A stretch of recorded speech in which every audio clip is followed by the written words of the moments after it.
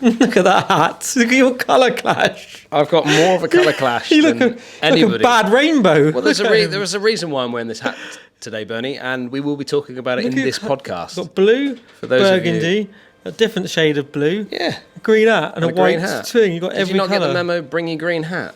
No, I've got a green jumper on there. Welcome to episode 10. Double figures. Who would have thought it, eh? They said it wouldn't last, Dan. That's what they said. Who would have thought it? Anyway, have you finished having a pop about my dress sense for today? I'll leave it there. I'll just let everybody in the comments section go to town on you. Well, and there is a reason why I'm wearing this green hat, Bernie, is because it is actually the Stingers hat. As you all know, I am a massive Louis Oosthuizen fan, and the whole team have signed this hat. And the reason I'm wearing it is not, I'd never wear it normally, but No. the reason I'm wearing it is because we've got all things to talk about today, which is, we're going to move on to the Live episode again, isn't it? It feels like it's just So how much Live have you actually watched in your life? Not a lot. Okay, so One or two little shots. shots. Can I make a little confession here? I've watched the first ever event. Oh yeah, one I went round. to it. I went to that. Yeah, I watched it. That's the Yeah. only event I've ever watched. Oh right. Yeah, Well, there you go. So I did watch the par 3 hole when they were over in Australia. I thought that was fun. yeah, It's always good to see the Aussies on the wallop, isn't it? yeah. But I've actually been. I mean, we haven't seen each other for a little while now because I've been away on a mega pro-am. No, it's not a bad thing, is it? Yeah, it's always nice to get a break from each other, isn't it? Our parents always tried to split us up, didn't they? Yeah, keep us apart. You're not helping each other, they used to say. Well, No, they I've were been right. back. I've been back to what I call Golf Town. Yeah. And that is, Golf Town to me is Villamora, which has some of the best and most amazing golf courses I've ever played anywhere in the world. Yeah. Absolutely fantastic facilities. A very good collection of golf courses in a small geographical area. Correct. Don Pedro Resorts over there. Yeah. You've got the old course, which Good was condition? my favourite. Fantastic. Look good from what I've seen. I've seen a few little clips and a few Insta posts from Yeah. you and your team members. It looked really good. It looked in good condition. It really was. And looked warm as well, which was good. Nice to get a bit Yeah. of winter sun, isn't it? So we went out there with 3 of the subscribers from the channel. Yeah. We had Kev Moore, who is... he classes himself as the number 1 subscriber. Every single Bus tour. bus tour and every event we put on, he turns up. I mean, we did one at the Belfry, and he double booked his holiday, and he was actually in Spain on holiday with his family. He's got quite a large family, but he made the effort of flying from Spain back to the Belfry or into Birmingham, and then flying back from Birmingham to Spain when it had finished to rejoin the holiday, which is some commitment. I thought he was going to miss an event, and he's only one off getting the full collection, isn't he? Absolutely amazing. Like, he's the only one that's done it so far, which is What was nice on this Amazing. particular trip, that his golf game actually made it through customs did this it. year. That's a first. I know, because he's Yeah. not really made it through customs. No. Certainly last year's trip, he didn't manage to get it through. No. Over there with Dale Collins as well, Yeah. who came on the trip last year. And then Andy Barton from Saunton, another artisan Yeah. member, because he's an artisan Saunton member. Don't think I've met him yet. My game didn't travel well on this particular trip. No. Yeah, but you're a YouTuber, you're not a golf pro, are you now? Well, I shot rounds of +2. Not too No, I wasn't. No, sorry. No. Let's try that again. I was +3, Yeah. +2, +4. Steady-ish. I was actually really considering the level of confidence that I had during each of those rounds. Like, have you ever had the first 2 nerves? Yeah, I get it all Because the I want to time. get into Every this. time I play, I have some sort of nerves, but it's good. In my opinion, it's good to have nerves. Makes me play. I always play. You provide your game, you play better generally with a bit of nerves. Makes you want it more for me. Yeah. No? I had first tee nerves on every single shot in that event. Did you? That's a first for me. What's that from? Lack of playing or lack of competition or just going through a few swing issues? What would you put it down to? I think I've hit the age of 42, and I think that it's time to hang the sticks up from competitive golf, possibly. Yeah. Yeah. That's a pity, that, because you have, even in the last, just before COVID, you were playing some really good stuff, and you'd almost improved a little doesn't bit. matter. I think It- late like, 30s, you've to me- got better than when you were in your early 30s. Yeah, but to me, it's like, it's not. It got to the point where I'd love the trip. Like, the trip with the boys is amazing, and I would never change that for the world. But get me on the golf course, and it's not enjoyable. It's a sort of catch-22 situation, isn't it? Because I know exactly what you're thinking. I mean, I'm not at the level of your golf or of your YouTube, but even when I go out and play, if it was just a friendly game or a monthly medal, I'm thinking this is a missed opportunity of doing some filming. Yeah. And I don't want to not compete, and I want to try and compete more next year. But realistically, if I'm going to try and push my channel along, and next year's a big year, then I shouldn't really be playing any golf other than when I've got a camera in my hand. Yeah. It's just so tricky, isn't it? Getting that right balance and producing enough content for the channel, but then still trying to compete, and it's almost an impossible job, really, isn't it? Like I enjoy playing when we go on our bus tours. I enjoy playing with the guys because there's nothing written. There's no result, is there? There's no result for me personally. Well, there is for me. I want to win the Texas Scramble. Well, right, okay, the Scramble, but you've got. Yeah, I know what you mean. But when you're trying to play in a pro-am, you're trying to keep it going for the team. You're trying to, not as you've talked about in the past, not let your team down. Which don't get me wrong, I didn't feel that because that wasn't really what it was about. I just lost confidence, and then the game just hit absolute rock bottom. They're not going to an event like that to see you shoot 5-6 under the par, because realistically you're not going to do that. You might have one round you're in 5 or 6 rounds at the moment where you shoot under par, but you're not going to. I mean, 22 under won it, didn't it? You're 22 under, yeah. You're not going to get to 22 under. No that's offense. not. By the way, that's not 22 under for the team. That's 22 under for the individual pro for 3 rounds. For 3 rounds, shot rounds are 6 under, 6 under, 10 under. Yeah, I mean that's he's doing that full time as his career and his job. So you're not challenge player. So they're not for me. They're not going there with any expectations of you shooting 10 under par, 12 under par. They're going there to have a good time and to spend time with you and your company, and if you can help them out a little bit and you still play decent golf that they're going to enjoy. So that's the mindset you probably got to have if you're going on there. You're not going there to earn money. You're going there for almost like a bit of a holiday, I guess. But what it kind of led me on to think about was how many people go through this same roller coaster emotional ride that I've been through in the last week over in where was I? Portugal. Sorry, it's all different levels, isn't it? I mean, I played this morning, and I was talking to one of the lads, one of my friends, Jordan, who plays off like 8, and he plays like the first 14, 15 holes at Churston really well. Like he plays them like a 2-3 handicapper, and then he doesn't finish. And he's like, I just don't know what I'm doing. Like I just feel like I'm doing the same stuff. I've tried being attacking. I've tried being defensive. I've tried hitting more club on certain holes where I keep coming up short, and he just doesn't seem to finish a round. And I sort of fought back a few years, and I had that same issue before I turned pro. I never got to scratch before I turned pro. I turned pro for low 1, never touched scratch on the old system during that. And I just, again, struggled the last 3 or 4 holes, and I'd throw really good scores where I'd be under par and finish like 1 or 2 over. How have I done that? And made bogeys from nowhere, and just... It almost becomes an issue the longer it lasts, doesn't it? Yeah, massive issue.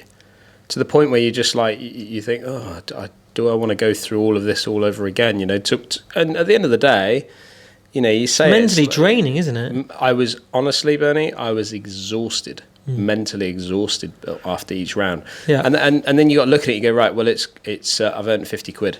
So I won 50 quid from being over there and playing, and in my mind, because I finished in probably about mid-table, I think probably maybe just below middle table, I thought to myself, well, you shouldn't earn anything really. You're now just taking money away from the guys that have done really well. Yeah. So there was that mindset as well as I was kind of finishing off my round, but it's it did get me thinking. But also what I noticed when we were away was that this whole thing, and I don't know why, but I had this funny feeling that John Rahm would end up over at Live at some point. And the discussions have come up again, haven't they? 600 million pounds, dollars? I don't even know. It's a lot of money. Both of it's a good lot of money. Yeah. I mean, there's a lot of rumours flying around at the moment, isn't there, about players sort of deflecting to Live. Yeah. And you sort of 2 or 3 things happen to those players that do do move. Same last year, they had a few things happen, and you think, well, that's pointing towards him moving. You know, Patrick Cantley's the same. He's now not got a sponsor. Is that right? Which, yeah, he's not, like, his clothing, his hat sponsor's gone, which you can't have a hat sponsor if you're playing live, can you? You have to wear what you're wearing now. You have team colours. Team hat. So that looks like, and he's also been saying a few things. He's almost gone, I don't want to say pro-live, but he's certainly not against live, and he's making a few comments in social media that would point towards the fact that he looks like he's going as well. But John Rahm has withdrawn from the stuff that he was doing, that Woods and Roy were doing, that little competition. I can't remember what it's called now. I've just lost it. That's it. TGL? Yeah, TGL. So he's withdrawn from that, saying that he didn't fit into his schedule. Right. Which is a little bit suspicious, isn't it? You'd think it was a bit suspicious.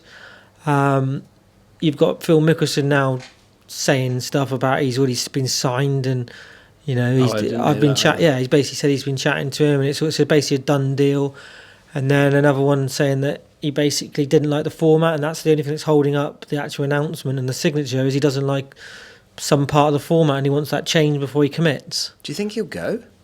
I mean, he's got the advantage, a bit like what Cam Smith had last year, where he was a major champion, so he was exempt for a certain number of years for majors, and that seems to be the main concern of players that are switching to live, is that they will not be playing major championships, and a lot of them do judge their career on performance in majors, so they're not bothered about national opens or tour events that aren't majors. So that seems to be the main concern. So if you've got a 5 or 10 year exemption, whatever he's got, then there's no reason not to play live, is there? Because he's going to make so much money just from the signing on without the prize money on top. It's just, the money's ridiculous, and you'd think by the time that his exemption runs out of major championships, then he's probably relying on the fact that the PGA Tour, DP World Tour, Asian Tour, and Liv all come together and get some sort of common ground where they all work together, and that the best players in the world can play in certain tournaments. Well, my question then is, are they starting to bridge that gap? Because they're trying to, aren't they? I think about Bernd Wiesberger, who's now just got himself back onto the main DP World Tour. 8-9-time winner, I think, is what he's won over the years. So that gets him exempt and gets him back onto the tour. He also never resigned. Didn't have to go to tour school. He never resigned his membership. Oh, he never resigned his membership. No, so that was, from what I gather. I mean, I might be slightly wrong, but I did read it. But he's paid his fines apparently, but it wasn't that much of a fine. But he's paid that back apparently, and he's eligible to play. Like, they have like the co-sanction events coming up, don't they? And he's eligible to get straight back in them at the start of the year. So he must have served a slight period, I guess, where he's suspended, or they must have given him. There must have been some sort of repercussions for doing that. But yeah, he's back. From what I gather, he's paid everything back, and he never resigned his membership, and he's back playing tour events, and he looks like he's got in some of the big events, so there can't be many penalties for what he's done. I think it's great that he's kind of gone back. He's got no choice, has he? Well, was he hoofed out? He's been bumped off, hasn't he? But he didn't. Is that what it was? Yeah, he's not made the criteria to be in a team and not wanted, and he was a bit in limbo, a little bit in limbo. So he had to sort of get back on a tour. But I presume if he comes out and wins, let's say he wins 3 or 4 events next year and dominates the DP World Tour, which he could possibly do. He could do that because he's got the potential to do it. Then Liv might come cool and he might go back. I mean, the 10 best they've just gone to America. Yeah. So they got their PGA Tour cards. Yeah. So they're only going to be playing. They're only going to be playing in the main events. The main events that Rory plays in. Yeah. And Rahm played in. So it's interesting, Bernie.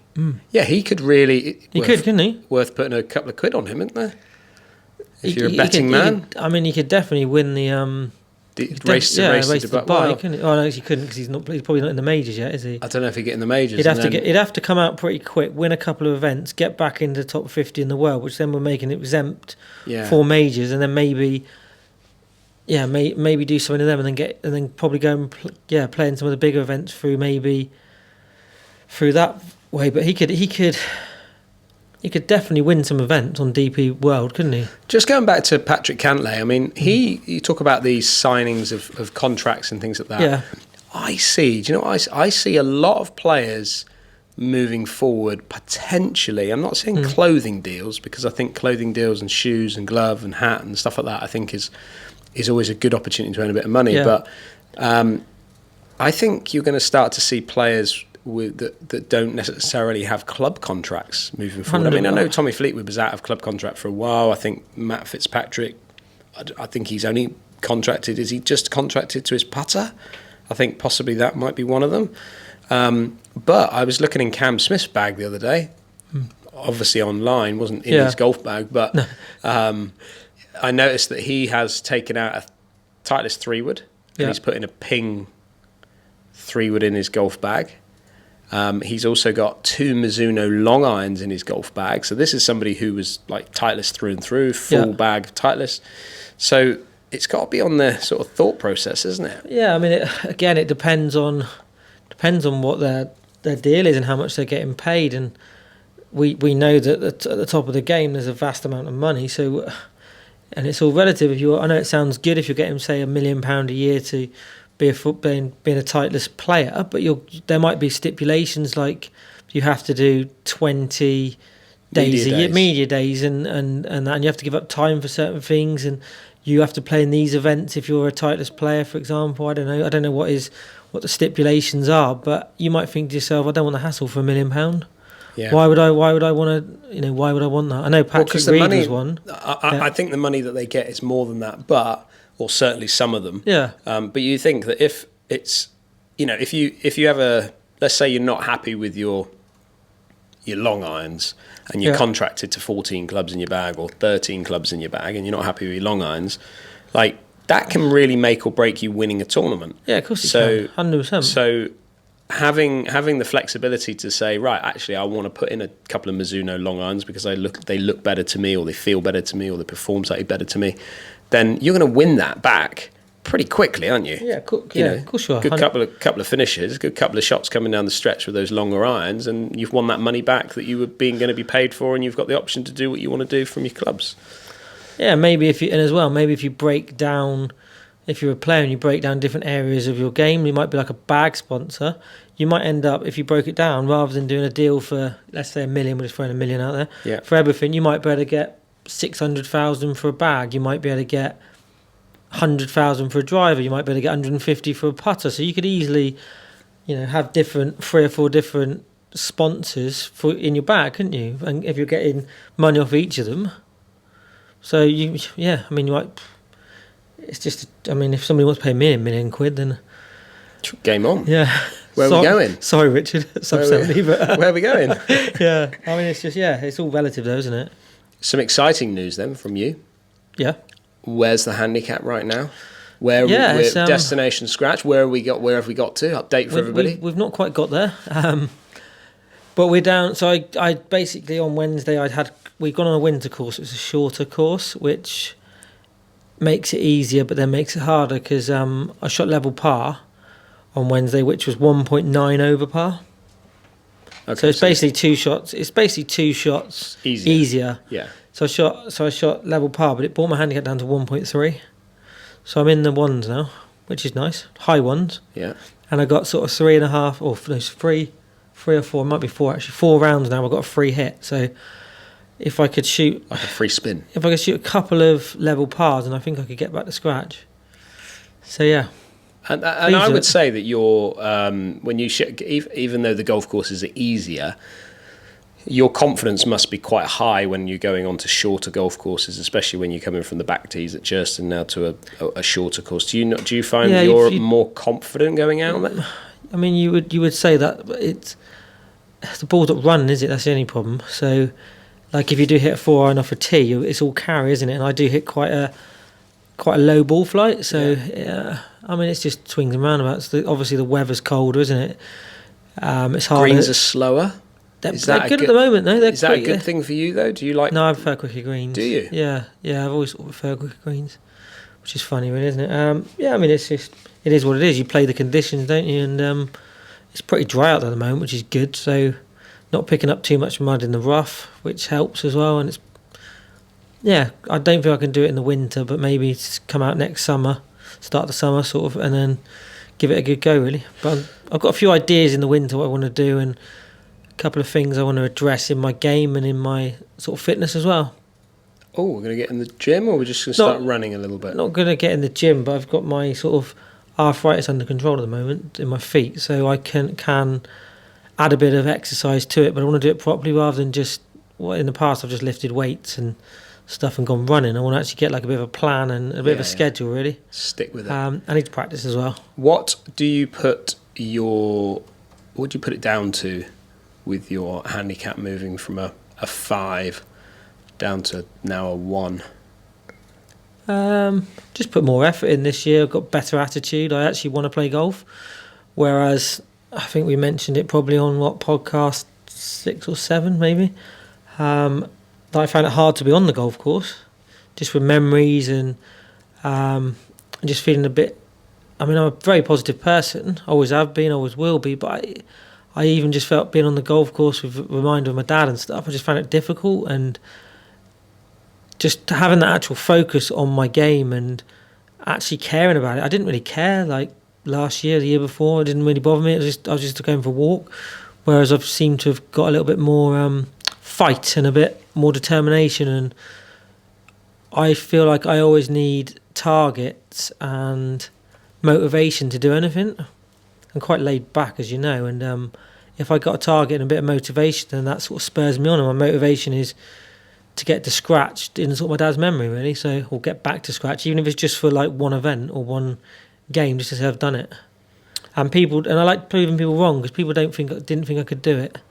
Not everybody, but I think there's a few people that thought I couldn't do it, and I'm going to prove them that I can do it. So what are you going to do about your game then? You're just literally going to stop playing? Or are you going to play Devon Pros and stuff? Or are you just going to completely put the clubs away? And I'm just going to film. So all my stuff will be. I'll still do my break pass stuff. Yeah. I will certainly not be playing anything this winter. So that then basically puts me through to September. Yeah. Because there'll be nothing now from the winter through to September. I think Pro-Am side of things, I'm done. Yeah. Like I'm done with that, because it's just I just feel that it's tricky because you've got a family and stuff, and you're at that age where it's costing you money to play in events. Yeah, it's a lot of money. Isn't it? It's a lot of money, and it's a lot of travel. It's a lot of money. Everything's going up in price. You go out for dinners in the evening, which you don't always do at home. You go out for dinners in the evening. It just, everything costs a little bit of money. Flights are expensive. Getting your clubs on flights are expensive. And as much as I enjoy the social element of it, at the end of the day, this is my job. I can't go over there as an amateur. I can't go over there as a team and not have to rely. I have to put a score together. I'm not going to NR and say I'm not putting an individual in. I'm just focusing on the team. Yeah. But I would enjoy it. I think I would do a few more if it was more about the team rather than the individual side of things. Yeah. And I would probably throw in 4 or 5 birdies for them, but because there's less sort of thinking about the overall score. But yeah, I don't know. There's a part of me that's definitely wants to look at the psychology side of things, because this has haunted me for, I don't know how long ago, but it certainly has haunted me for 20 years. Yeah.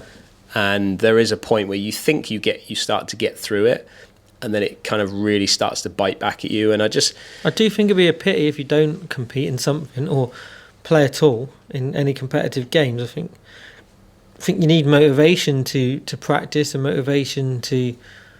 I don't know. I just think your game will deteriorate, and you won't enjoy playing golf, which will then affect your YouTubing. Nah, that's what I think. Like, if you can't. I don't necessarily like. I enjoy competition. I do enjoy competition, but I just feel I feel like I can make up my own kind of competition for myself. Right, okay. with me competing against. I'm always competing against myself anyway, because I'm always trying to beat the score that I've had or what I'm capable of shooting on that particular course. Or I don't know. It's always like. I haven't. Let's be honest. I haven't competed a great deal. If you take the last 5 years. I could probably count in 2 hands how many events I've probably played in. You know, so if I'm only playing in 10 events a year, 10 events in the last 5 years, Yeah. then it's like, I don't know. I just feel like you should set yourself a goal and keep. If you're concerned about, you don't want to play anything that's more than one day. But like maybe, I don't know. This year you probably missed it because you've already missed like 2 or 3 events. But try and win the Devon Order of Merit again, and just play in them. There's like 8 events. I'm going to play all 8 of them. That's all I'm going to play in. yeah, Because you're not going to do much travelling. You potentially could win or generally finish in the top 4 or 5 in the Order of Merit, like because you're playing every event, whereas some of the better players will be off playing and other stuff, and they will miss events and chances to win points and money. So I would say you'd have a good chance of being up there. Certainly up near the top of the leaderboards. Yeah, I think this is And the it's first realistic. time. Yeah, this is the first time where I've actually got a bit of an understanding of why a lot of pros don't play golf, as in don't go and play in anything. Yeah. Because I've never ever felt so uncompetitive in my life. Like I felt like I had absolutely. But did you care? I do care. Yeah. I always care, but I just felt that it was. I can see why lots of golfers that turn pro, and this is the saddest thing, is lots of golfers turn pro and then they start coaching, they earn a bit of money from coaching, then they look at every playing day as a wasted day. Yeah. Because they're going to enter the competition, drive to wherever they're going to, tee it up against players that are full-time golfers, challenge tour players, whatever they are, regional players, high regional players, to then basically hopefully try and finish in the top 10, of which you win no money. So what's the point in going? And this is where the issues, I can see for the first time ever why a lot of pros do that, really. Because I've always looked at it and gone, oh, come on, let's get going, let's get going. But you used to see, so from my own experience, you'd see like the first couple of medals, like in all the Order of Merit's played over winter, because obviously a lot of the club pros are busy during the summer, so the PJ, Devon and Cornwall is played winter on winter golf courses. But you'd see big fields generally for the first couple of events, and then the guys would probably commit to the first 2, not have a very good couple of rounds, and then it would drop off and numbers would dwindle as the season progresses. Which is always a bit of a shame, but it's the reality, isn't it? They're all paying bills at the end of the day. Yeah, of course they are. Yeah, it's not easy. You don't come into the world of golf as a club pro or anything like we're in and go, I'm going to be comfortable in my life in the fact that I don't need to go out and earn money, because every day counts for these guys. Yeah, I mean, and it's really important. It's being selective, isn't it? I mean, they've got an alliance next week, Devon Alliance in Cornwall. There you go, work that one out. But it's like an hour and 20 minutes to play in it. What's that for? In Bannon Bude, next Thursday. Oh, that's an alliance down there. Devon Alliance, Devon and PGA, Devon and Cornwall PGA. No, it's Devon PGA Alliance. Oh, right, in Cornwall. In Cornwall, but it's like an hour and 20 minutes down there. So it's like, do I want to drive basically 3 hours? Bude's longer than an hour and 20 minutes. Bude's like going to North Devon. So it's North Cornwall. It's right on the tip of Cornwall to Devon. So it's about an hour and 45 minutes. Oh, was it? I thought it was less than that. Oh, well, it's even worse then. And like, do I want to travel nearly 4 hours in a car to play around the golf when I'm realistically not going to win anything? Well, you've been doing all right in the alliances, haven't you? Yeah, I had your brother with me then, didn't I? Exactly. You got to just pick your partners, Bernie. No, I mean, it's a commitment, isn't it? I mean, it's going to cost it cost me £50 to enter it. Yeah. It's £50 to enter. So you're going to have to. Generally, when you drive down there, you're gonna have some food before you play. Generally, yeah, you got to watch and a it. coffee. So I mean, that's let's say that's best part of £7-8. Yeah, and then you've got your petrol. I mean, what's the petrol down there? What, £30 there, right? Yeah, probably £100 a day. Yeah, big time. You think, well, that's a day where I could be doing something else, or could be filming. Yeah. So I do get where you're coming from. It's just, I just feel that your golf is still capable of winning things. And when it's good, it's really good. And I just feel like you should be playing. And I don't know. I just feel that you think I should be playing in more selective events. Yeah, 100%. I've been selective what I play in. Yeah. Like I won't travel over an hour to play golf in an event I'm paying to play in. I just feel that you could target 8 events on the winter series. Maybe not this year because you've missed a couple already. So, but maybe next year, my target's going to be I'm going to try and finish top top 3 in the order of merit. One thing I am interested though, and I look at it as always an opportunity film, Yeah. is the psychology side of it. Like I've never really, I've read the books and it's all just, it's all a bit, I never feel like, every time I pick up a book and read it, I never feel like I get the answer. I always feel like they tell you that they're going to get you, this is how you do it. And then actually you finish the book and you go, did I get the answer out of that? I don't. Do you not feel think like that's what books are supposed to do? Keep you on the edge. Not keep you on the edge, but you have to do your own research and your own experience, and everyone's experience is different, aren't they? Yeah, okay. Like, I mean, I've always got the thing where people write, you have these psychologists and stuff, but they've never actually experienced what you're going through in certain aspects. Like they might have all the tools to, or they feel like they can help you, but if they haven't personally experienced, something, how can they can't really, they won't know how you're feeling totally, will they? No, that's what I mean. But I'm interested, but I'm going to pursue it with a psychologist rather than actually through books. I'm going to actually. Or you're going to go and visit one, or you're going to go and try and learn more about the subject. No, I'm going to go and visit one, and I will learn as I go with that because I'm good with people, aren't I? So I ask questions and things like that. But I think. God, imagine me doing that. I'd be the worst case ever, wouldn't I, for them? They'd make a lot of money out of me. They'd be rich, wouldn't they? Instantly rich if I turned up. And I think you could be in there. I could make or break them, couldn't I? 2 or 3 times a week, you could make that, couldn't you? I was thinking 4 or 5, so I'll take that. That's almost a compliment. But any opportunity for a filming possibility, I'm in for that. Yeah, 100%. Yeah, I don't know. I mean, it's quite a good video or good series you making your comeback, isn't it, as well? If you don't play for a year and then, right, I'm suddenly going to play in some events and what I'm going to do to get there and then showcase the event, a bit like the sort of Road to the Open or whatever we did with your brother. But that's quite a good little series, isn't it? I was actually when I finished that, I don't know if I said it earlier, but I was really proud of how I was proud of the scores that I had, considering how badly I played. Yeah. And, bearing in mind, I was putting like an absolute demon. What, for those scores? For those scores. Yeah. I mean, in one round, I shot 2 over and I had 24 putts, and I've given myself a couple of putts. I've added a couple of putts onto there to make it 24 because I hold a couple of putts from off the green. Yeah. But that, it's like Kev said to me, he said, crikey, what would happen if you didn't bring your putter one day? I said I'd shoot like 90. and that so I was actually like quite proud of myself to hold it together to only shoot, because there's a lot of people listening to this podcast or watching the show sort of say, hang on a minute, Dan, I've never shot those sorts of scores. I've never been relative, over 2 over, it? 4 over, and you've those got a guy shooting 22 over under par, and you're shooting what? 2, 5, 9 over. So you're 31 shots behind him with 54 holes. Yeah, that's massive. It's massive. Yeah, James was 1 under, 6 under, 10 under. 17. So he shot 10 under on the last round. Yeah. And my brother was 3 under, 3 under, 6 under. No, 3 under, 3 under, 7. 3 under, 3 under, 5 under. So they're 11.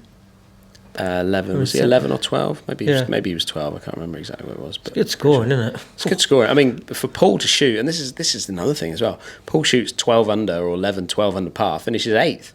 Yeah. It shows the depth and strength, doesn't it? Amazing. Scary, isn't it?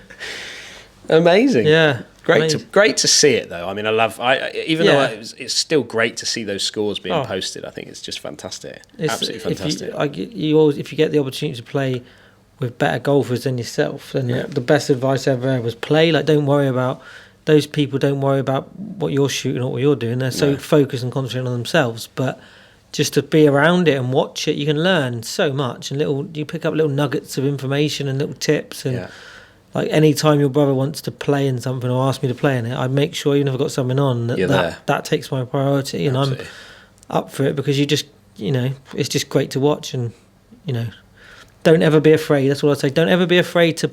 Someone asks you to play in someone and they're better than you, make sure you play. Bite their hand off. Doesn't matter whether they're 20 shots better than you, or you'll gain so much from playing with them. You won't. You couldn't put a price on it. Bernie's words of wisdom. When have I just worried I've how become sensible? What a way to end this. I never used to be this sensible, did I? I don't know what's going on with me. I need to sort my life out. You do.